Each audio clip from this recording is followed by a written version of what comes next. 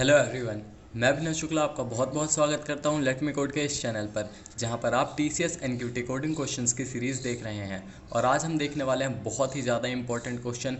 ये क्वेश्चन बहुत इंपॉर्टेंट है आपका, ये आपके इंटरव्यूज़ के लिए भी बहुत ज़्यादा इंपॉर्टेंट है। ऐसे क्वेश्चन आपसे पूछे जा सकते हैं। इस क्वेश्चन का नाम है एरे पेयर सम, जो कि बहुत इंपॉर्टेंट है। अब ये क्वेश्चन क्या है, पहले इसकी चलिए प्रॉब्लम स्टेटमेंट हम समझ लेते हैं।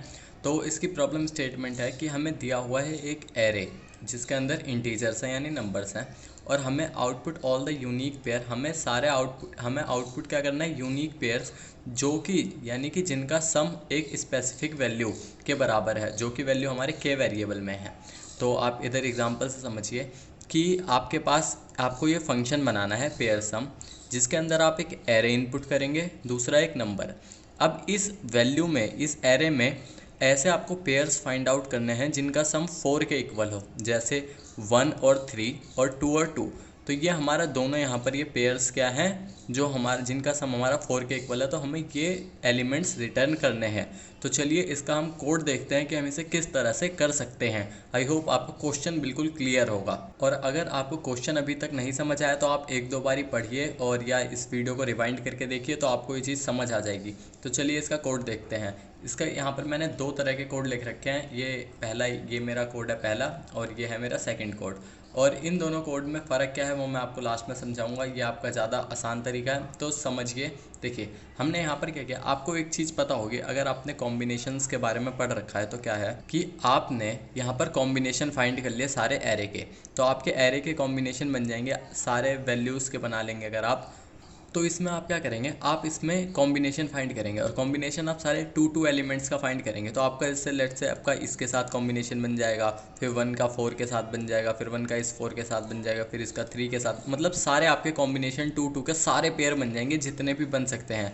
आप इसके एलिमेंट्स के हिसाब से कैलकुलेट कर सकते हैं कि कितने कॉम्बिनेशन बनेंगे, लेकिन इसके आपके सारे 2 के इस तरह से आपके सारे पेयर बन जाने वाले हैं। और आपने यहाँ पर एक नंबर दिया, लेट से 8 यहाँ पास किया है कि आपको 8 के इक्वल नंबर चाहिए। तो आप उसमें से फाइंड कर सकते हैं कि आपके कौन से जो पेयर्स हैं, यानी कि कौन सा ये टपल है जिसका सम हमारा 8 के इक्वल है। तो इस कोड के हिसाब से समझते हैं। देखिए हमने क्या किया, हमने यहाँ पर एक फंक्शन डिफाइन किया माई पेयर सम, जिसके अंदर एक एरे और एक एस यानी कि जो हमारा सम होने वाला है वो हमने यहाँ पास कर दिया। उसके बाद हमने एक काउंट वेरिएबल बनाया जिसकी वैल्यू 0 है। अब हमने एक कॉम्प वेरिएबल बनाया जिसके अंदर हमने सारे कॉम्बिनेशन यहाँ ले लिए। ये कॉम्बिनेशन फंक्शन आपका इटर टूल्स मॉड्यूल के अंदर है, आप वहाँ से इंपोर्ट कर सकते हैं पाइथन में।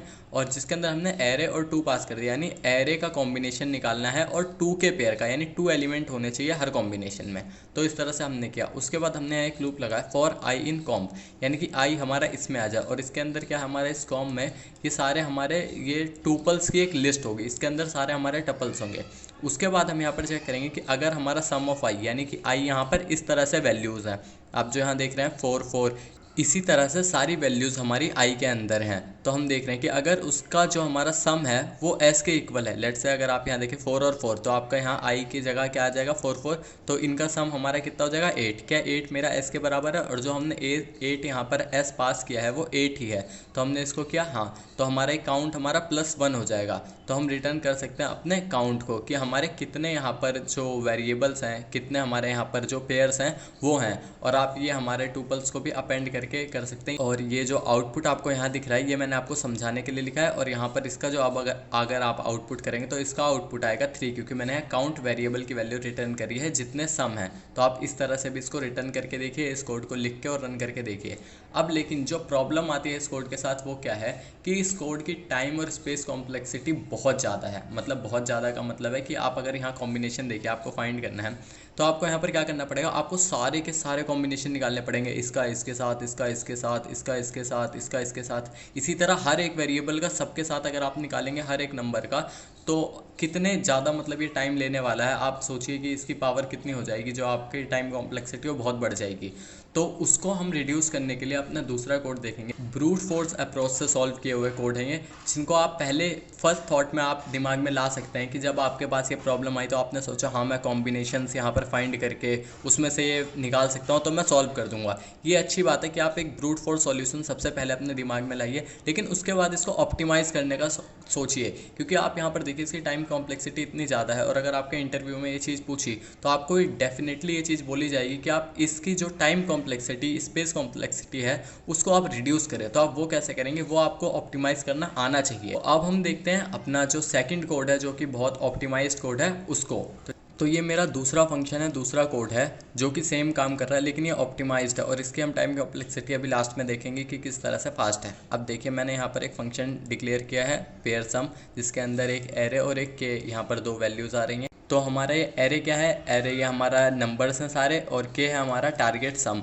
तो अगर अब हम चेक करेंगे कि अगर हमारा एरे की लेंथ 2 से कम है, यानी कि एरे की लेंथ 0 है या 1 है, या हमारा जो एरे है वो एम्प्टी है, या उसके अंदर सिर्फ एक ही नंबर है, तो हम यहाँ से बिल्कुल रिटर्न कर देंगे इस फंक्शन से कुछ नहीं, बिल्कुल कि हमारा यहाँ से ब्रेक हो जाएगा एक तरीके से। और ये हम इसलिए कर रहे हैं क्योंकि हमें पेयर फाइंड करना है, और जब हमारे पेयर तभी बन सकता है जब उसके अंदर 2 वैल्यूज़ होनी चाहिए मिनिमम। तो यहाँ पर या अगर एरे एम्प्टी हुआ या फिर हमारी एक ही वैल्यू हुई, तो हम यहाँ से रिटर्न कर देंगे। और ये बहुत अच्छी चीज़ है कि आप यहाँ पर कॉर्नर केसेस के बारे में सोचिए।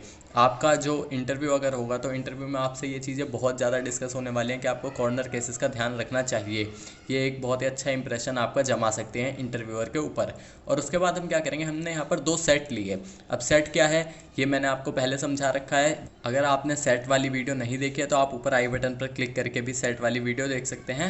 लेकिन यहाँ पर सेट हमारा डेटा स्ट्रक्चर है, जिसके अंदर हमारी रिपीटेड वैल्यूज़ नहीं आ सकती। तो हमने यहाँ पर 2 वैल्यूज़ लिए, सीन और आउटपुट। अब ये सीन क्या है इसको अभी देखते हैं हम। अब हम क्या करेंगे, हमने यहाँ पर एक लूप लगाया, इतने के अंदर हमारा पूरा ये लूप चल रहा है। ये लूप क्या है, अब हमने देखा लेट से हमारा जो भी एरे होने वाला है, एरे के अंदर हमारी वैल्यू है क्या, हमने पहले एलिमेंट से शुरू किया नम इन ARR, यानी हमारा पहली वैल्यू जो भी है। तो हमने यहाँ पर क्या किया कि हमारा पहला नंबर है जो एरे में है या नहीं है। तो उसके बाद हमने शुरू किया, जैसे हमारे पहली वैल्यू आई, लेट से कि हमें 4 फाइंड करना है, हमारा टारगेट सम है 4, और हमारे एरे में वैल्यू है 1 2, उसके बाद है हमारी 3, फिर है 4, और उसके बाद है 6। इस तरह से हम वैल्यू ले लेते हैं। तो आपको पता है यहाँ पर 4 के बराबर एक ही सम होने वाला है, ये वाला 1 और 3 का। तो यहाँ पर अब हम क्या करेंगे, जैसे ही हमारा ये नम इन ARR यानी कि पहला एलिमेंट 1 हमारा कहाँ हो गया, 1 आ गया हमारा इस नम में। तो हमने यहाँ देखा कि जो हमारा टारगेट है, हमने दूसरा टारगेट वेरिएबल बनाया, इसके अंदर हमारी के कितना है, के है हमारा 4, और 4 में से हमने नम को माइनस कर दिया यानी 1। तो टारगेट में हमारा 3 है। अब हमें 3 फाइंड करना है। जैसे ही हमें ये 3 मिल जाएगा, हमें यहाँ पर पता चल जाएगी कि 1 और 3 इन दोनों से मिलके हमारा ये टारगेट सम मिल रहा है, और हम इसको रिटर्न कर देंगे कि ये हमारा एक पेयर मिल चुका है। तो हमने यहाँ पर इसलिए टारगेट सम बनाया। अब मेन काम यहाँ पर चेक करने का है। अब हम देख रहे हैं कि अगर टारगेट हमारा सीन में नहीं है, यानी कि अभी तक हमने 3 को नहीं देखा है। देखिए, हम अभी तक पहली वैल्यू पे आए हैं, यानी कि हमारा जो टारगेट है वो हमारा नहीं है, किसमें, सीन में। तो अब हमने यहाँ पर अगर नहीं है सीन में, तो हम ऐड कर देंगे किसके अंदर, सीन वाले सेट के अंदर हम इसको डाल देंगे। किसको, नम को, कि हमारा अभी टारगेट नहीं आया है, क्योंकि हमने अभी तक टारगेट को सीन नहीं किया है। तो हम जो नंबर है, यानी कि मैंने सीन में 1 डाल दिया कि मैंने 1 को अभी तक देख लिया है, ये पहला एलिमेंट हमारा सीन सेट में आ चुका है। उसके बाद हम क्या करेंगे, एल्स, अगर हमने उसको अभी तक नहीं देखा, यानी हमारा जो अभी केस चल रहा है कि हमारा पहला नम वैल्यू ये है और हमने अभी तक 3 को नहीं सीन किया है, तो अब हमें क्या करना है, तो हम एल्स की कंडीशन में आएंगे। तो एल्स की कंडीशन में हमने क्या किया कि आउटपुट डॉट ऐड, कि हमने आउटपुट में ऐड क्या करना है, कि जो हमारा आउटपुट है इसमें हमें ऐड क्या करना है। हमने यहाँ लिया minimum of num comma target, यानी कि नम कितना हुआ, लेट्स से हमारा 1, और टारगेट कितना हुआ 3, इन दोनों में से जो भी छोटा है यानी कि 1। तो आउटपुट में हमारा जो आउटपुट का यहाँ पर ये इस तरह से सेट है, तो इसके अंदर हमारी कौन सी वैल्यू आई, पहले वाले में से आई 1, इन दोनों में से क्या आई वैल्यू हमारी 1। उसके बाद हमें नम और टारगेट में से मैक्सिमम वैल्यू देनी है। अब नम हमारा है 1 और टारगेट है 3, इनमें से मैक्सिमम वैल्यू कौन सी है, 3, तो हम यहाँ पर ऐड कर देंगे 3। तो जो हमारा पहला आउटपुट हो गया 1 और 3। तो इस तरह से आप टारगेट सम तक पहुंच सकते हैं, और रिटर्न कर देंगे हम लेंथ ऑफ आउटपुट, यानी कि हम यहाँ पर भी सेम काम कर रहे हैं कि जितने हमारे पेयर्स हैं हम उनकी वैल्यू रिटर्न करेंगे। जो हमने यहाँ पर एग्जांपल लिया इसमें हमारा आउटपुट आएगा 1, और आप रिटर्न कर सकते हैं डायरेक्ट आउटपुट को भी, तो आपकी ये सारे के सारे आंसर आ जाएंगे कि कौन कौन से पेयर हैं। तो आई होप आपको ये चीज़ बिल्कुल क्लियर होगी। अगर आपको थोड़ा सा भी डाउट है इस चीज़ में तो आप कमेंट करके मुझसे पूछिए। आप मुझसे सोशल मीडिया पे जुड़िए, मेरे इंस्टाग्राम अकाउंट की डिटेल आपको स्क्रीन पर शो हो रही होगी। तो अब मिलते हैं नेक्स्ट वीडियो में, तब तक के लिए बाय, थैंक यू।